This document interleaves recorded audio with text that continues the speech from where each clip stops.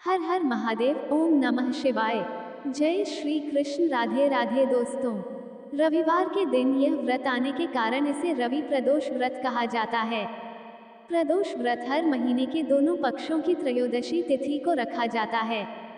जब प्रदोष तिथि किसी वार को पड़ती है तो प्रदोष तिथि को उस नाम से जाना जाता है। अगर सोमवार को प्रदोष व्रत पड़ रहा है तो सोम प्रदोष व्रत के नाम से जाना जाएगा। वहीं रविवार के दिन अगर प्रदोष व्रत पड़ रहा है तो रवि प्रदोष व्रत के नाम से दिन कहा जाएगा। रवि प्रदोष व्रत की कथा सुनने व पढ़ने से जीवन के सभी कष्ट दूर हो जाते हैं और भगवान शिव की असीम कृपा प्राप्त होती है। नमस्कार दोस्तों, बातें ज्ञान की YouTube चैनल में आपका स्वागत है। इस चैनल के द्वारा भक्ति, ईश्वर कथा, पौराणिक कथाएं, प्रेरक कहानियां और ज्ञानवर्धक कहानियों का विशेष संकलन आपको मिलेगा और आप ऐसे ही ज्ञानवर्धक वीडियो देख पाएंगे।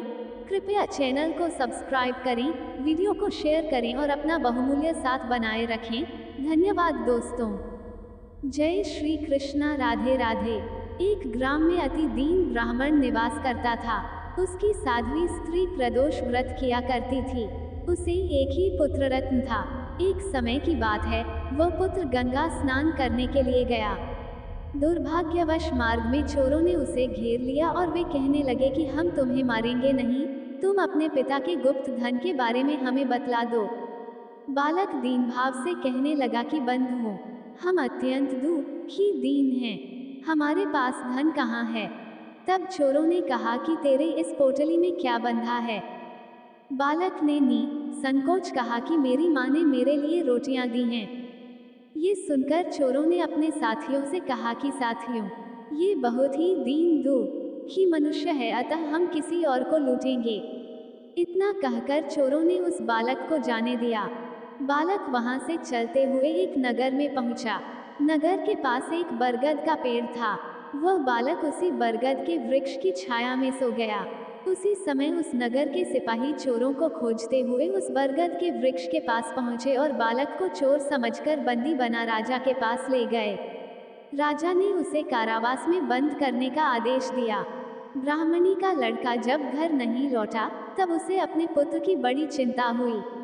अगले दिन प्रदोष व्रत था।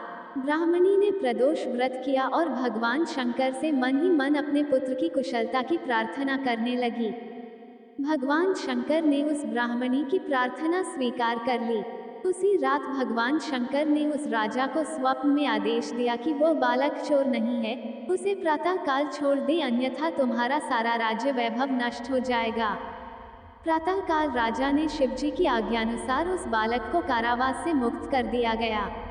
बालक ने अपनी सारी कहानी राजा को सुनाई।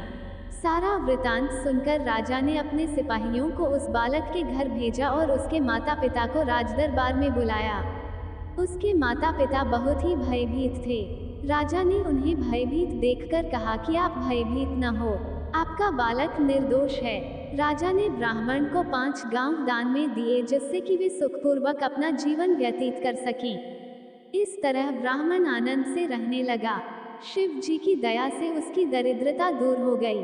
अतः जो भी मनुष्य रवि प्रदोष व्रत को करता है वह सुखपूर्वक और निरोगी होकर अपना पूर्ण जीवन व्यतीत करता है।